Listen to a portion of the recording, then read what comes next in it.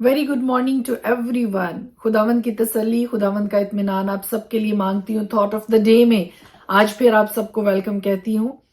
अगर आप नहीं भी ठीक फील कर रहे हैं तो मेरी दुआ आप सबके लिए है कि खुदा आपको तंदुरुस्ती, सेहत अता करे, आपको लंबी उम्र अता करे, जिंदगी और हयात आपको अता करे। आज का थॉट, आज का ख्याल जो मैं आपके साथ बांटना चाहती हूँ वो ये है कि खुदा नस्लों का खुदा है। वो सिर्फ एक नस्ल को नहीं देख रहा है, बल्कि वो जेनरेशन आफ्टर जेनरेशन अपनी बरकत को, अपने वादों को नस्ल दर नस्ल जिंदगियों में पूरा करता है। वो सिर्फ एक नस्ल का खुदा नहीं है, बल्कि वो नस्लों का खुदा है। और बड़ी ही खूबसूरत मिसालें खुदा के पाक कलाम से हमें इसकी मिलती हैं।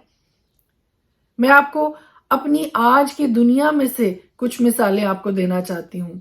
पहली मिसाल, मैं एक बड़ी ही खूबसूरत पर्सनैलिटी है, बड़ी ही खूबसूरत शख्सियत है जिनको मैं बहुत प्यार करती हूँ दिल से, हमारे सीनियर पास्टर्स हैं। और उनकी वाइफ हमेशा अपने बारे में ये बताती हैं कि सबसे पहले अमेरिका में उनकी दादी यहाँ पर माइग्रेट होके आई, और वो अक्सर अपने बारे में ये बताती हैं कि उनकी दादी सबसे पहले यूएस में आई। और उस वक्त उनके खानदान को, उनके घर वालों को इस बात का भी इल्म नहीं था कि आने वाले सालों में खुदा उस पोती को जो कि एक अमेरिकी लड़के के साथ ब्याही जाएगी और खुदा का काम कसरत के साथ खुदा के नाम को जलाल देने के लिए करेगी।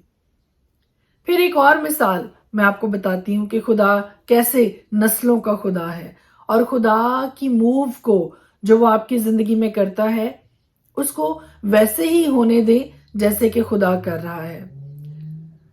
बाज़-औक़ात हम ये सोचते हैं कि शायद खुदा हमें हमारे लिए लेकर आ सकता है कि ऐसा हो भी कि खुदा आपको आपके लिए ही किसी दूसरे मुल्क में लेकर जाए, आने वाली नस्लों में से किसी के लिए आपको किसी और जगह पे लेके जाता है। एक बड़ी ही खूबसूरत मिसाल आज की दुनिया की ही मैं आपको देती हूँ। आज जो यूएस की जो वाइस प्रेसिडेंट है उनका नाम कमला हैरिस है। और इंटरेस्टिंग फैक्ट्स उनके बारे में मैं देख रही थी तो मुझे बहुत अच्छा लगा कि मैं आपके साथ भी शेयर करूं ये कि खुदा कैसे नस्लों का खुदा है, खुदा कैसे बरकत देता है, अपने प्लान्स को कैसे लोगों की जिंदगियों में पूरा करता है। अमेरिका की तारीख की ये पहली खातून है जो कि वाइस प्रेसिडेंट बनी है। और मजे की बात यह है कि ये कहानी शुरू कैसे हुई। आप जानते हैं कि 1960 में उनके माँ बाप इस मुल्क में आए और 1964 में कमला हैरिस पैदा में वो उस मुल्क की जहां पर उनके वालिदैन 1960 में आकर यहाँ पर मुकीम हुए। खुदा ने उस प्लान को उनकी जिंदगी में पूरा किया जिसके लिए खुदा उनको यहाँ पर ले। खुदा सिर्फ 1, 2, 3, 4 सालों को नहीं देख रहा है, खुदा आने वाली नस्लों को, आने वाले वक्तों को खुदा देख रहा है कि खुदा ने आपको कहाँ, कैसे, कब, किसके लिए इस्तेमाल करना है। सीख मेरे लिए और आपके लिए ये है कि हर काम जो खुदा आपकी जिंदगी में करता है, अपने ही मुल्क में रख के आपको इस्तेमाल करना चाहता है, आपके जरिया से अपने नाम को जलाल देना चाहता है, या आपको किसी और मुल्क में रख के अपने नाम को जलाल देना चाहता है, लेट इट बी। खुदा के हाथों में अपने आप को छोड़ दीजिए, रेजिस्ट ना कीजिए, वो सब कुछ खुदा को करने दीजिए जो खुदा आपकी जिंदगी में करना चाहता है। खुदा के सारे मंसूबे भलाई के हैं, खुदा बुराई में से भी आपके लिए भलाई पैदा करेगा। ये भी हो सकता है कि आपकी सारी जिंदगी में ही आपको उस प्लान का पता ना चले, क्योंकि शायद आपने आज तक कभी पूछा ही नहीं है कि खुदा का प्लान क्या है आपकी जिंदगी के लिए। जानिए, फाइंड आउट कीजिए कि खुदावंद खुदा तेरे क्या मंसूबे हैं मेरी जिंदगी के लिए, तू किस तरह से मुझे इस्तेमाल करना चाहता है, मेरे खानदान को कैसे इस्तेमाल करना चाहता है, आपके लिए, आपकी नस्लों के लिए, आने वाले वक्तों के लिए जो खुदा के मंसूबे हैं खुदा आपकी जिंदगी पे आश्कारा करे। May God bless you. खुदा के पाक कलाम में से आज अपनी हदायत और रहनुमाई के लिए हम देखेंगे लूका की इंजील, उसका 2 बाब। उन दिनों में ऐसा हुआ कि कैसर औगस्तुस की तरफ से ये हुक्म जारी हुआ کہ ساری دنیا کے لوگوں کے نام لکھے جائیں۔ یہ پہلی اسم نویسی سوریا کے حاکم قرونیوس کے عہد میں ہوئی اور سب لوگ نام لکھوانے کے لیے اپنے اپنے شہر کو گئے۔ پس یوسف بھی گلیل کے شہر ناصرت سے داؤد کے شہر بیت لحم کو گیا جو یہودیہ میں ہے، اس لیے کہ وہ داؤد کے گھرانے اور اولاد سے تھا، تاکہ اپنی منگیتر مریم کے ساتھ جو حاملہ تھی نام لکھوائے۔ جب وہ وہاں تھے تو ایسا ہوا کہ اس کے وضع حمل کا وقت آ پہنچا اور اس کا پہلوٹا بیٹا پیدا ہوا، اور اس نے اس کو کپڑے میں لپیٹ کر چرنی میں رکھا کیونکہ ان کے واسطے سرائے میں جگہ نہ تھی۔ اسی علاقہ میں چرواہے تھے جو رات کو میدان میں رہ کر اپنے گلہ کی نگہبانی کر رہے اور خداوند کا فرشتہ ان کے پاس آ کھڑا ہوا اور خداوند کا جلال ان کے چوگرد چمکا اور وہ نہایت ڈر گئے۔ مگر فرشتہ نے ان سے کہا، ڈرو مت، کیونکہ دیکھو میں تمہیں بڑی خوشی کی بشارت دیتا ہوں جو ساری امت کے واسطے ہوگی، کہ آج داؤد کے شہر میں تمہارے لیے ایک منجی پیدا ہوا ہے، یعنی مسیح خداوند۔ اور اس کا تمہارے لیے یہ نشان ہے کہ تم ایک بچہ کو کپڑے میں لپٹا اور چرنی میں پڑا ہوا پاؤ گے۔ اور یکا یک اس فرشتہ کے ساتھ آسمانی لشکر کی ایک گروہ خدا کی حمد کرتی اور یہ کہتی ظاہر ہوئی کہ عالم بالا پر خدا کی تمجید ہو اور زمین پر ان آدمیوں میں جن سے وہ راضی ہے۔ جب فرشتے ان کے پاس سے آسمان پر چلے گئے تو ایسا ہوا کہ چرواہوں نے آپس میں کہا کہ آؤ بیت لحم تک چلے اور یہ بات جو ہوئی ہے اور جس کی خداوند نے ہم کو خبر دی ہے دیکھیں۔ پس انہوں نے جلدی سے جا کر مریم اور یوسف کو دیکھا اور اس بچہ کو چرنی میں پڑا پایا، اور انہیں دیکھ کر وہ بات جو اس لڑکے کے حق میں ان سے کہی گئی تھی مشہور کی، اور سب سننے والوں نے ان باتوں پر جو چرواہوں نے ان سے کہیں تعجب کیا۔ مگر مریم ان سب باتوں کو اپنے دل میں رکھ کر غور کرتی رہی، اور چرواہے جیسا ان سے کہا گیا تھا ویسا ہی سب کچھ سن کر اور دیکھ کر خدا کی تمجید اور حمد کرتے ہوئے لوٹ گئے۔ جب 8 دن پورے ہوئے اور اس کے ختنہ کا وقت آیا تو اس کا نام یسوع رکھا گیا، جو فرشتہ نے اس کے رحم میں پڑنے سے پہلے رکھا تھا۔ پھر جب موسیٰ کی شریعت کے موافق ان کے پاک ہونے کے دن پورے ہو گئے تو وہ اس کو یروشلم میں لائے تاکہ خداوند کے آگے حاضر کرے، جیسا کہ خداوند کی شریعت میں لکھا ہے کہ ہر ایک پہلوٹا خداوند کے لیے مقدس ٹھہرے گا، اور خداوند کی شریعت کے اس قول کے موافق قربانی کریں کہ کمریوں کا ایک جوڑا یا کبوتر کے 2 بچے لاؤ۔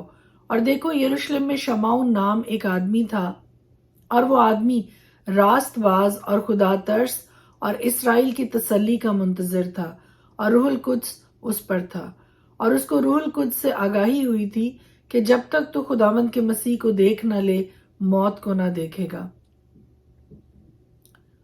وہ روح کی ہدایت سے ہیکل میں آیا، اور جس وقت ماں باپ اس لڑکے یسوع کو اندر لائے تاکہ اس کے لیے شریعت کے دستور پر عمل کریں تو اس نے اسے اپنی گود میں لیا اور خدا کی حمد کر کے کہا، اے مالک، اب تو اپنے خادم کو اپنے قول کے موافق سلامتی سے رخصت کرتا ہے، کیونکہ میری آنکھوں نے تیری نجات دیکھ لی ہے جو تو نے سب امتوں کے روبرو تیار کی ہے، تاکہ غیر قوموں کو روشنی دینے والا نور اور تیری امت اسرائیل کا جلال بنے۔ اور اس کا باپ اور اس کی ماں ان باتوں پر جو اس کے حق میں کہی جاتی تھی تعجب کرتے تھے۔ اور شمعون نے ان کے لیے دعائے خیر کی، اور اس کی ماں مریم سے کہا، دیکھ یہ اسرائیل میں بہتوں کے گرنے اور اٹھنے کے لیے اور ایسا نشان ہونے کے لیے مقرر ہوا ہے جس کی مخالفت کی جائے گی، بلکہ خود تیری جان بھی تلوار سے چھن جائے، بہت لوگوں کے دلوں کے خیال کھل جائیں۔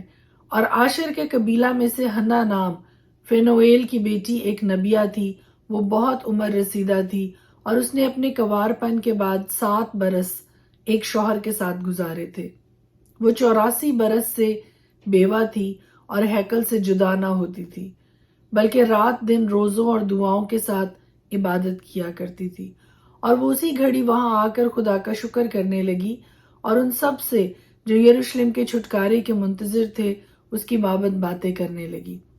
اور جب وہ خداوند کی شریعت کے مطابق سب کچھ کر چکے تو گلیل میں اپنے شہر ناصرت کو پھر گئے، اور وہ لڑکا بڑھتا اور قوت پاتا گیا اور حکمت سے معمور ہوتا گیا، اور خدا کا فضل اس پر تھا۔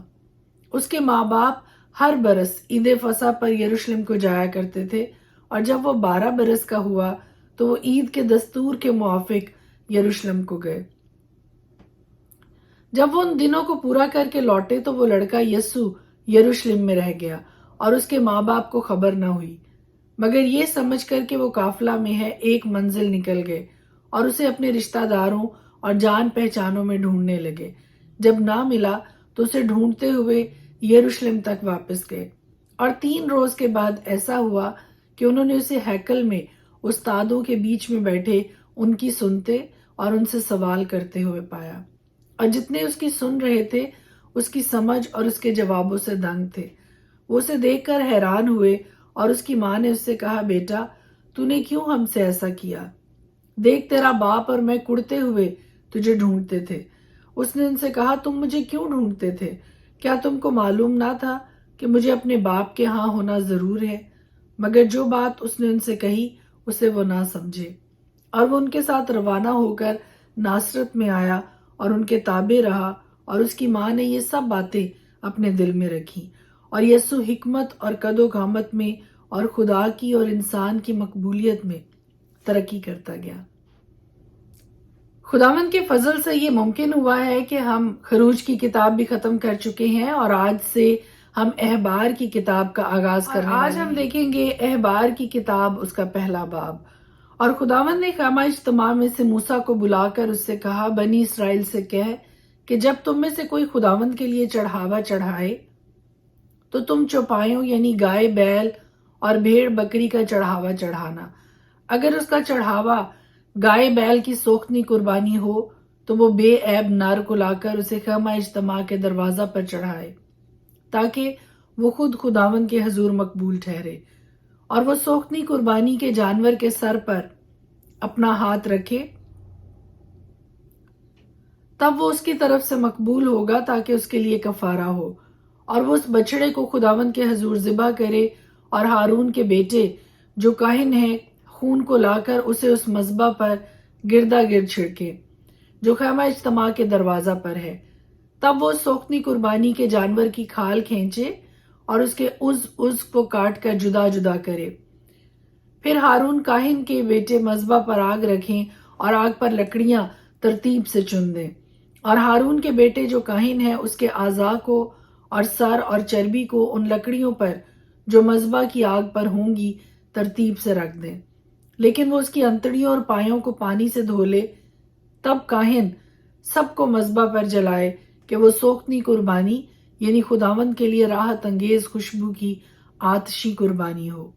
اور اگر اس کا چڑھاوا ریوڑ میں سے بھیڑ یا بکری کی سوختنی قربانی ہو تو وہ بے عیب نر کو لائے، اور وہ اسے مذبح کی شمالی سمت میں خداوند کے آگے ذبح کرے، اور ہارون کے بیٹے جو کاہن ہیں اس کے خون کو مذبح پر گردا گرد چھڑکے۔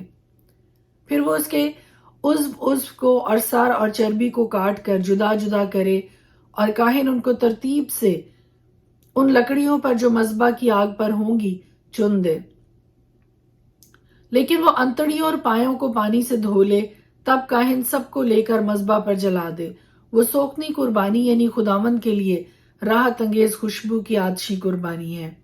اور اگر اس کا چڑھاوا خداوند کے لیے پرندوں کی سوختنی قربانی ہو تو وہ کمریوں یا کبوتر کے بچوں کا چڑھاوا چڑھائے، اور کاہن اس کو مذبح پر لا کر اس کا سر مروڑ ڈالے اور اسے مذبح پر جلا دے، اور اس کا خون مذبح کے پہلو پر گر جانے دے، اور اس کے پوٹے کو آلائش سمیت لے جا کر مذبح کی مشرق کی سمت میں راکھ کی جگہ میں ڈال دے، اور وہ اس کے دونوں بازوؤں کو پکڑ کر اسے چیرے پر الگ الگ نہ کرے۔ تب کاہن اسے مذبح پر ان لکڑیوں کے اوپر رکھ کر جو آگ پر ہوں گی جلا دے، وہ سوختنی قربانی یعنی خداوند کے لیے راحت انگیز خوشبو کی آتشی قربانی ہے۔ پرانے عہد نامہ میں سے احبار کی کتاب، اس کا دوسرا باب۔ اور اگر کوئی خداوند کے لیے نذر کی قربانی کا چڑھاوا لائے تو اپنے چڑھاوے کے لیے میدا لے اور اس میں تیل ڈال کر اس کے اوپر لبان رکھے، اور وہ اسے ہارون کے بیٹوں کے پاس جو کاہن ہیں لائے، اور تیل ملے ہوئے میدا میں اس طرح اپنی مٹھی بھر کر نکالے کہ سب لبان اس میں آ جائے۔ تب کاہن اسے نذر کی قربانی کی یادگاری کے طور پر مذبح کے اوپر جلائے، یہ خداوند کے لیے راحت انگیز خوشبو کی آتشی قربانی ہوگی، اور جو کچھ اس نظر کی قربانی میں سے باقی رہ جائے وہ ہارون اور اس کے بیٹوں کا ہوگا۔ یہ خداوند کی آتشی قربانیوں میں پاک ترین چیز ہے۔ اور جب تو تنور کا پکا ہوا نظر کی قربانی کا چڑھاوا لائے تو وہ تیل ملے ہوئے میدا کے بے خمیری گردے یا تیل چپڑی ہوئی بے خمیری چپاتیاں ہوں۔ اور اگر تیری نظر کی قربانی کا چڑھاوا توے کا پکا ہوا ہو تو وہ تیل ملے ہوئے بے خمیری میدا کا ہو، اس کو ٹکڑے ٹکڑے کر کے اس پر تیل ڈالنا تو وہ نظر کی قربانی ہوگی۔ اور اگر تیری نظر کی قربانی کا چڑھاوا کڑاہی کا تلا ہوا ہو تو وہ میدا سے تیل میں بنایا جائے۔ تو ان چیزوں کی نظر کی قربانی کا چڑھاوا خداوند کے پاس لانا، وہ کاہن کو دیا جائے اور وہ اسے مذبح کے پاس لائے، اور کاہن اس نظر کی قربانی میں سے اس کی یادگاری کا حصہ اٹھا کر مذبح پر جلائے۔ یہ خداوند کے لیے راحت انگیز خوشبو کی آتشی قربانی ہوگی۔ اور جو کچھ اس نظر کی قربانی میں سے بچ رہے وہ ہارون اور اس کے بیٹوں کا ہوگا۔ یہ خداوند کی آتشی قربانیوں میں پاک ترین چیز ہے۔ کوئی نظر کی قربانی جو تم خداوند کے حضور چڑھاؤ وہ خمیر ملا کر نہ بنائی جائے۔ تم کبھی آتشی قربانی کے طور پر خداوند کے خمیر یا شہد نہ جلانا، تم ان کو پہلے پھلوں کے چڑھاوے کے طور پر خداوند کے حضور لانا، پر راحت انگیز خوشبو کے لیے وہ مذبح پر نہ چڑھائے۔ اپنی نظر کی قربانی کے ہر چڑھاوے کو نمکین بنانا اور اپنی کسی نظر کی قربانی کو اپنے خدا کے عہد کے نمک بغیر نہ رہنے دینا، اپنے سب چڑھاووں کے ساتھ نمک بھی چڑھانا۔ اور اگر تو پہلے پھلوں کی نظر کا چڑھاوا خداوند کے حضور چڑھائے تو اپنے پہلے پھلوں کی نظر کے چڑھاوے کے لیے اناج کی بھنی ہوئی بالیں، یعنی ہری ہری بالوں میں سے ہاتھ سے مل کر نکالے ہوئے اناج کو چڑھانا، اور اس میں تیل ڈالنا اور اس کے اوپر لبان رکھنا تو وہ نظر کی قربانی۔ کاہن اس کی یادگاری کے حصہ کو، یعنی تھوڑے سے مل کر نکالے ہوئے دانوں کو اور تھوڑے سے تیل کو اور سارے لبان کو جلا دے۔ یہ خداوند کے لیے آتشی قربانی ہوگی۔ خدا کے پاک کلام کے پڑھے اور سنے جانے پر اس کی خاص برکت ٹھہرے۔ آمین۔